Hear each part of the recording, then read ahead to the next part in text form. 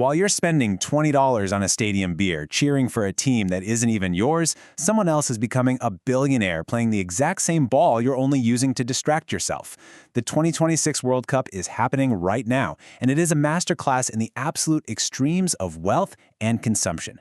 On one side, we've got millions of people spending their hard-earned cash, and on the other, you have individuals generating literally unimaginable wealth. Think about the visceral reality of this for a second. $20.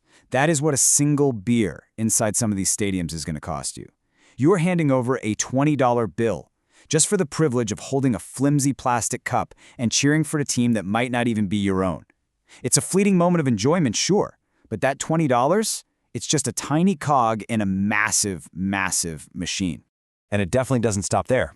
How about a staggering $300 just to park your car in Los Angeles on match day?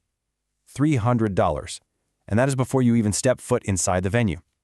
So, while you're letting all that money flow out of your wallet for a few hours of entertainment, someone else is getting incredibly rich playing a game.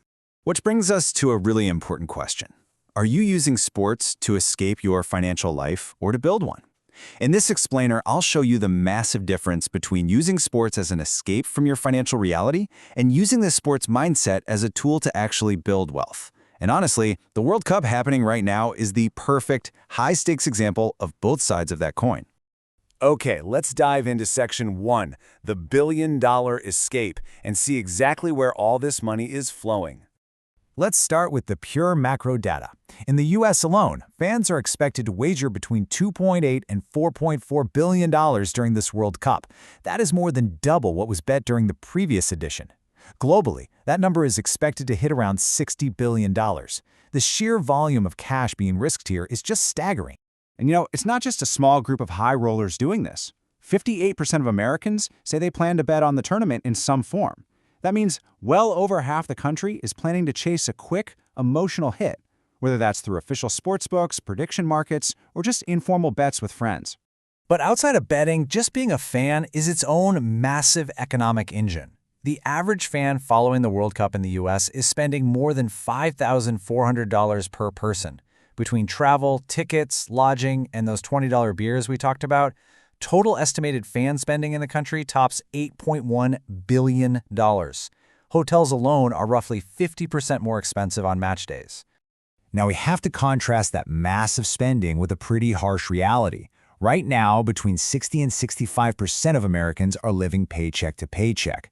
And get this, that includes 40% of folks making over $100,000 a year. We're a society drowning in over $1.25 trillion of credit card debt, battling average interest rates of around 21%. So here's the thing. None of that spending is inherently wrong by itself. The problem is when that spending isn't a conscious choice, it's an escape. It's using the game to avoid thinking about that credit card bill. It's delaying hard financial decisions to chase a quick emotional hit that replaces the real, tangible progress you're not making in your own life. Now, let's shift gears. Section 2, the other side of the field.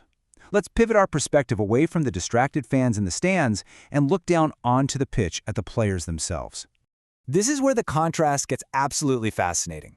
Take players like Lionel Messi and Cristiano Ronaldo, two of the biggest names in this World Cup. They are literal billionaires, but they didn't get there because of luck or even just isolated talent. They got there because they treat the sport exactly like a long-term investment. The fan chases immediate relief and distraction, but the athlete builds compounding results through decades of repetitive training, daily discipline, and serious emotional control. What we are watching here is a perfect example of a wealth transfer. It's the quiet, constant shift of money from the wage-earning consumer to the asset-producing owner. The counterintuitive truth is that the system isn't broken, it's working exactly as designed. The very same event that drains billions from those seeking an escape is quietly generating profound wealth for the people who treat the game as a discipline.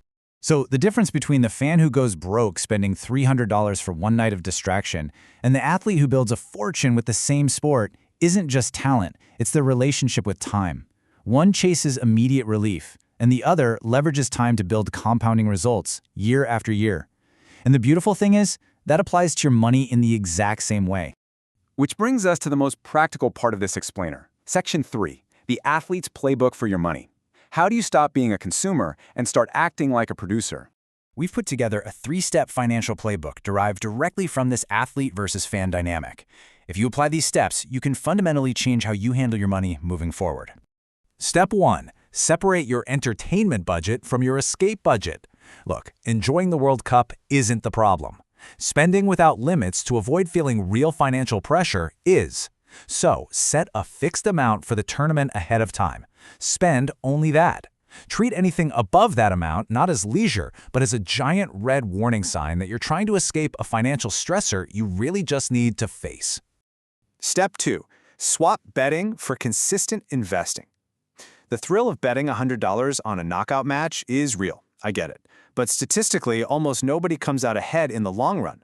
What if you took that exact same impulse, that desire to take a risk and chase a big outcome, and turned it into the habit of investing a fixed amount every single month? That is how you capture the compounding long-term wealth that those billionaires leverage. And step 3, copy the athlete's discipline, not their lifestyle. You don't need to earn like Messi to apply his exact mindset. It's about repeating a small action every single day for years without expecting an immediate result. That grueling, unglamorous daily routine applies to physical training, sure, but it applies identically to money that you save, invest, and ruthlessly protect from impulse spending.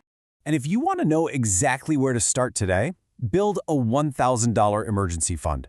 Data shows that 56% of Americans cannot cover a $1,000 emergency without going into debt. Just hitting that one disciplined milestone breaks the psychological debt cycle and kickstarts your compounding process.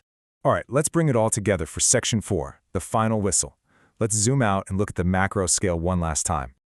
This year's World Cup is going to generate billions of dollars. And as the tournament barrels toward the July 19th final at MetLife Stadium, we know two things will happen.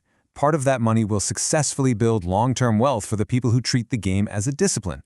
And another massive part of it will simply disappear from the pockets of those who use the game just to avoid looking at their own financial lives. The question isn't whether you should cheer, place a small bet, or enjoy the sheer spectacle of the World Cup. You absolutely should. The ultimate question is this. By the end of the tournament, what will you have actually built?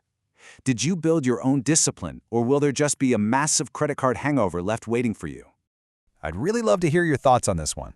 Drop a comment below. Have you ever caught yourself spending money just to escape your current situation, instead of spending it to actually have fun? It's a huge difference, and being honest about it is the first step. Let me know what you think, and I'll see you in the comments.